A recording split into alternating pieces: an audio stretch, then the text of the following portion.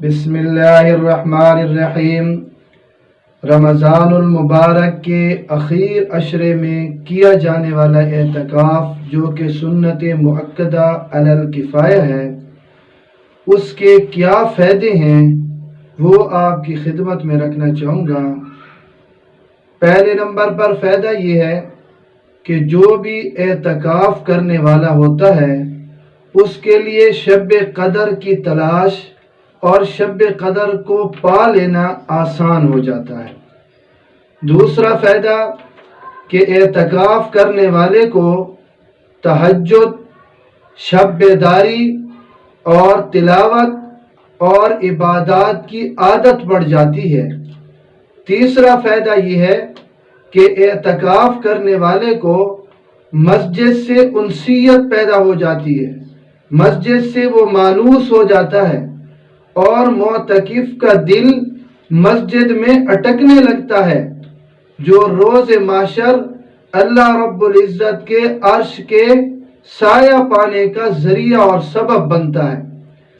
Number 4، اعتکاف کرنے والے کو دنیا سے بے رغبتی پیدا ہو جاتی ہے، اللہ کی طرف اس کی توجہ اور ذکر اللہ رب العزت کی یاد کی توفیق نصیب ہوتی ہے۔ نمبر 5، خلوت اور تنہائی کے اسے موقع میسر آتے ہیں جن میں خطاؤں پر ندامت کے ساتھ توبہ کرنے اور آنسو بہانے کے موقع بھی اسے مل جاتے ہیں۔ نمبر 6، اعتکاف کرنے والا فضول گوئی سے، نفسانی خواہشات سے اور گناہوں سے بچا رہتا ہے۔ نمبر 7، اعتکاف کرنے والا جائز دنیاوی امور اور مرغوب اور پسندیدہ چیزیں چھوڑنے کی بنا پر دنیا سے بے رغبت ہو جاتا ہے، گویا کہ زاہد والی صفت اس میں پیدا ہو جاتی ہے۔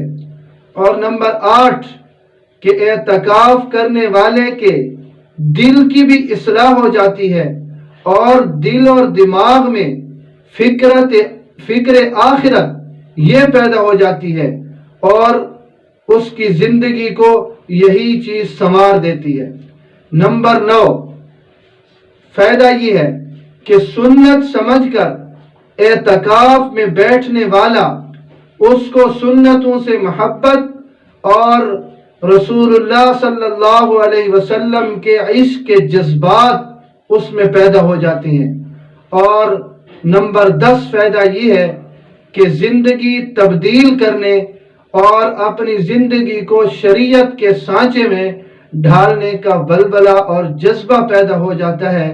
تو اس لیے اہتمام کیجئے کہ اتنے زیادہ فائدے رکھنے والا عمل اس کو ضرور کیا جائے، سنت سمجھ کر اس کو کیا جائے، اس کے بہت بڑے فائدے ہیں۔